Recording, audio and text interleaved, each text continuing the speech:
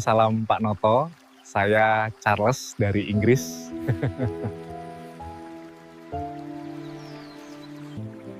Oh.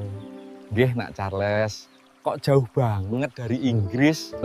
Lah ya ada perlu apa nak? Saya mau silaturahmi sama jenengan Pak, mau tanya-tanya. Monggo nak pinarak dulu. Nggih Pak, matur suwun.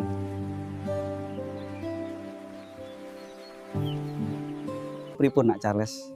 Nggih Pak, saya mau tanya seputar Perang 10 November 45 silam.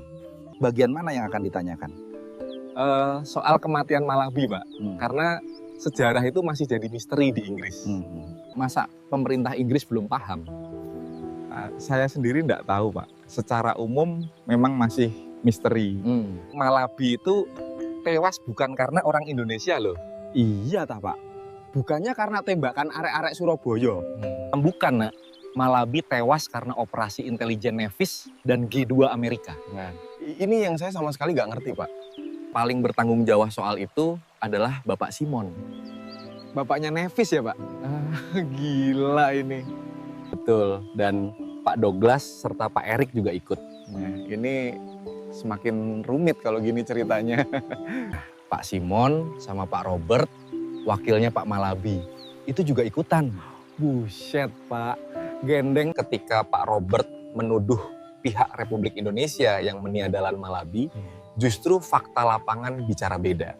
Di malam 30 Oktober 45 itu, di sekitar mobil Malabi sama sekali nggak ada orang Indonesia. Justru yang ada di sekitar situ pasukan Gurkha dan Belanda. Ya. Dan itu diperkuat oleh hasil penyelidikan parlemen Inggris sendiri yang dimuat koran Times beberapa minggu kemudian. Dan itu mematahkan tuduhan Pak Robert yang sebenarnya memang telah mengincar posisi Malabi. Jadi momentumnya pas bagi Pak Robert untuk bermanuver politik kotor.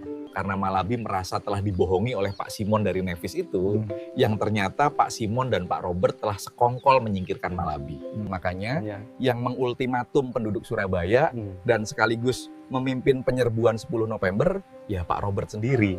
Padahal Malabi sehari sebelumnya, di 29 Oktober itu sudah sepakat dengan Pak Dirman akan cabut segera dari Surabaya. Itulah playing victimnya Nevis dan prestasi Pak Simon, yang kemudian hari dia diangkat jadi gubernur jenderal karena peristiwa itu.